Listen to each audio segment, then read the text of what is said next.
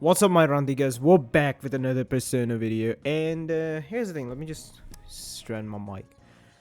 I never did this video. I was actually planning to. Then for some reason I stopped. By the way, I changed some places. If my webcam looks weird, just for now, let's just ignore that. But this is me ranking the investigation team. I actually thought, spoilers, I actually thought to add Adachi because in the P3 and P5 when the review villains were also part of the team, but then I was like, Adachi was never part of the team, right? Like he was never part of this squad. He was just there. It's like, hey, I shouldn't be talking about this and stuff. So Adachi doesn't count, unlike the P5 and P3 ones. But I thought just for the show of it, I'll keep them in front. Now, when it comes to the P4 characters, I like them, but here's the thing: I count when I make this list, like I did with P3 and P5. I don't count the social link aspect of it. The P5 and P4 characters have this problem where social links do, and by the way, there's a background noise, please ignore it. But the social link counts, but here's the problem: I'm not counting social links. Like in P3, all of them are good. In P4 and 5, social links matter for these characters' development. So let's start it off. I'll do these in numbers. So like I'm gonna do it like this because I feel like these four are interchangeable. I like to keep it this way. Like you can say Kanji is this and you can say this. Like I like these characters, but my main problem is that after their dungeon, they have not that much of an importance in the story. They do talk some here and there. I like Rize because I guess I like her whole dungeon of there's no real me and stuff, and I like Kanji's dungeon as well. And then these two are like Yukiko's dungeon and her dungeon. I mean, her dungeon is the same as Yukiko's, but other than that, I feel like their involvement in story is lacking. Like Yukiko could have had really good involvement, but like her character derives from who's Kubo, and oh yeah, Miss Yamano was staying at my inn. Um, you are the weakest in terms of story. I like her socialing, but in terms of story, I just go, where is her involvement? The problem I'm keeping these four characters down here, like after their dungeon, their involvement to the story feels very lackluster or non-existent. Like you can just interchange these characters. Like I know Rize is my waifu and Kanji is my boy, but like you can just interchange these characters as much as you want. Now I'm gonna actually get to the whole bottom. Okay, Yosuke. I hate Yosuke. Those of you who have watched my videos, I hate Yosuke, and for the reasons I hate the fact that he goes against the concept of pursuing your true self, and he's just like taunting Kanji and stuff. And he kind of attacks Naoto, kind of says useless, but doesn't really follow up on that. But I gotta respect Yosuke in one regard: his deduction skills. Before the introduction of Naoto, Yosuke was the one that was deducing and doing all sorts of shenanigans with like theorizing and making like concepts and stuff. Okay, the killer might be doing this, the killer might be doing this. Sure, he was wrong a lot of times, but I like the fact that he was taking this case forward. And obviously Naoto is an experienced detective. Yosuke can't compare to Naoto in terms of like detective skills, but I gotta respect Yosuke's like involvement in the story till the end. Like even when Naoto came around, Yosuke still had some like deductions and stuff that I really liked. Also the fact that I really love the fact that he had this connection. Like you can see that his motivation derived from like her like senpai's, that Saki's. He loved her, yeah, and stuff. But I also like that fact about it, that the motivation derived from that, and also the fact that he showed it, and like he showed it and did like really good like deducing skills and was able to bring the investigation forward. Sorry, can't talk. This video is coming out really late. Next, I know people hate him, Teddy, but here's the thing with Teddy. In my opinion, so me and my brother talk about this. Persona has some moments which are like usually in series there are moments where a character dies and people like start crying. But then Persona has some emotional moments which are done so well that it's like out of those moments. Like, where is she? Here. She has her death, obviously. It's a like a moment you cry and stuff. She comes back and stuff, but Teddy also has a similar moment. I don't know if I can find it. Teddy Velvet Room. Let me actually. Yeah, I'm using Bing. Okay, Bing. Okay. This is from the anime. The anime didn't do it well. Oh my god, what is this weird contraption? Okay, let's just open the anime one. I don't care. So this moment right here, where I don't like this in the anime that much, but in the game where like you talk with Teddy and Teddy's like, "Oh, I was just a shadow and stuff. I wasn't special." I really like this dynamic of him being like this character who's like, "I could be something special. I'm this secretive and stuff. Like I have no past." And you can see when his shadow comes around, he does not accept the fact that he's a shadow. I like this. I like how they included this. I like this addition as opposed to anything else. And this really helps like build his character. I know people hate Teddy, but I like the concept of he tries to find himself and he goes, "I'm just a mere shadow." This is something I really like. But now here's the thing. I'm just gonna put 1 and 2. These three I feel like are interchangeable. And like at first I was thinking of putting, oh my god, it's alarm, give me a moment. I wake up early and keep like 50 billion alarms. But I was actually thinking of putting Naruto at 1, but then I was like thinking and I feel like I'm gonna make a grade them as well. But like these 4 are interchangeable, these 3 are interchangeable, and I think he's the Chad.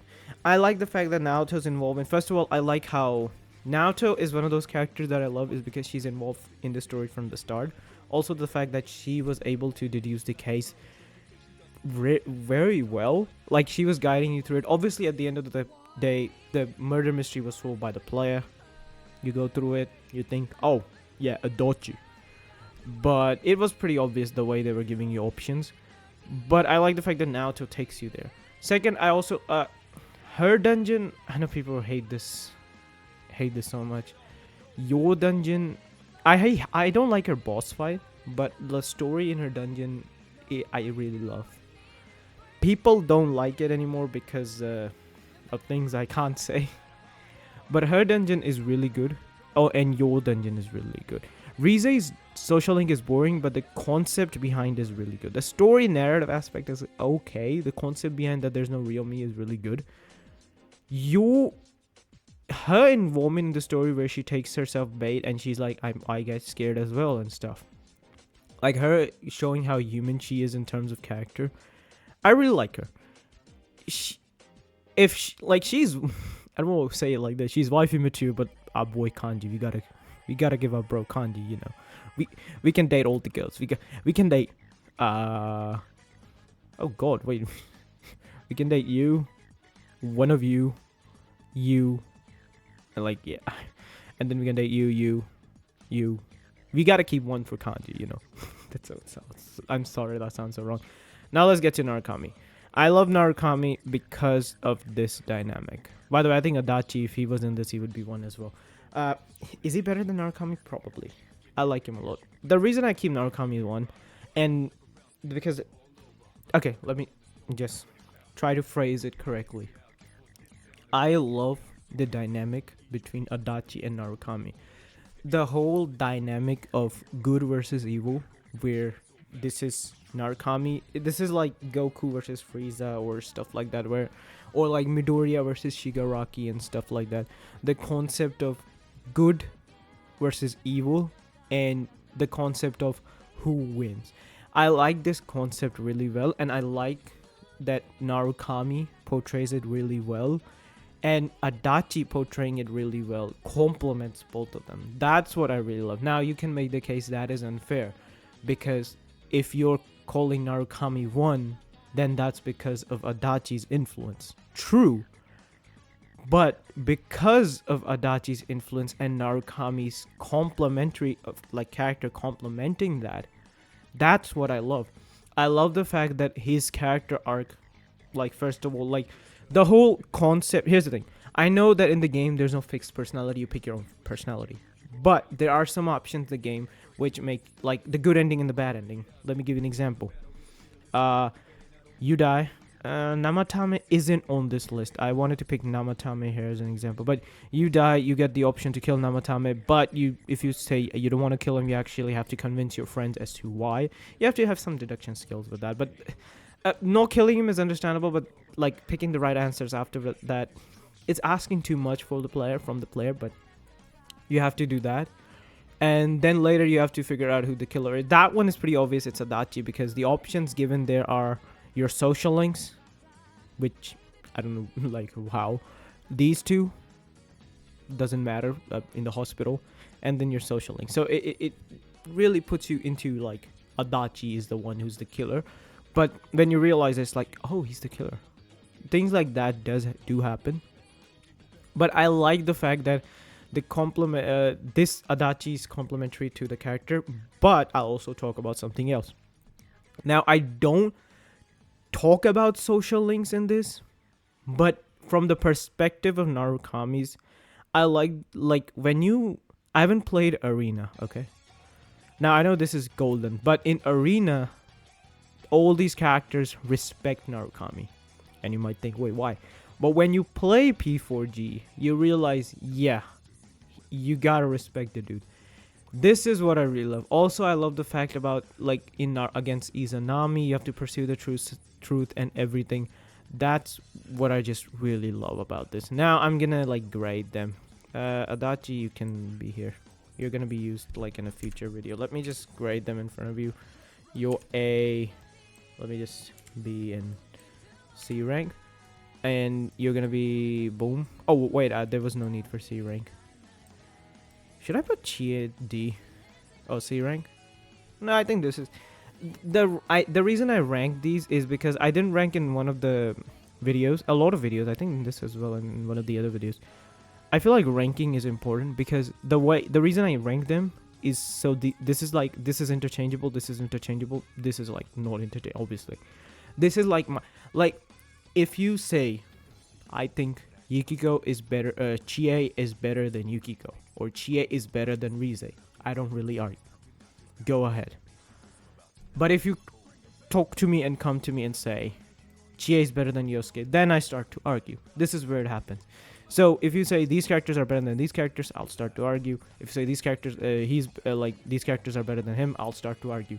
But if you start saying Yosuke is better than Naruto, or Yosuke is better than Teddy, I got my hands up. I don't really want to argue in that. That's one of those things where I want to interchange it, because all of these not every character is perfect. There are flaws with every character, but the fact is how many flaws there are, and and how good they are, and how they complement how good they are and how it complement into the story or are involved into the story that matters. So here's the thing. Tell me what you guys think. This is, now that I think about it, the next tier list would probably take a while, right? Unless I do P4 and P5 social links. Dude, P5 social links. My social link run, I'm going to talk about this and we're ending the video. My social link run for P5 was terrible. So you are story social link. So I maxed you. I maxed you. I never maxed you. Never maxed you. I maxed you. You, I think I never maxed. I think. I was close to, or maybe I did. This one is tough. I think I did. So let's say I didn't max you. I didn't max you. Wait, I think I was close to maxing Haru. Yeah, I was, because I was focusing on her. You two are royal, so I mean you are story in the OG. You are royal. Never maxed you. I maxed you. Never maxed you. I maxed you. Never maxed you. Never maxed you. I never maxed you. Never maxed you. I think I maxed you. I think. And I never maxed you. So my P5 run was terrible. In my P4G, I have maxed you, never maxed you. I have maxed you. Gotta do this. Maxed you, never maxed you. Maxed. I maxed you, but I want to do the false lovers round. I maxed you, no, you have to still do you. I maxed you. So my P4 run was pretty good. And in my P3 run, in reload, I maxed everyone except for Cheater. And then I did that on New Game Plus. So, but yeah, in my OG P3 run, if I remember correctly, oh, these are like I maxed everyone. You were at 9, Baby was locked, and I never maxed any of the C's girls, if I'm correct, and never did Keisuke. Yeah. So, well, this is my list. Hope you enjoyed the video. Like, comment, subscribe, click on notification bell. I gotta fix this soon because change of positions. Yeah. Hope you enjoyed the video. Like, comment, subscribe, click on notification bell. I'll see you guys next time with another Persona video. Bye bye bye. Like, comment, subscribe. Bye bye bye bye bye.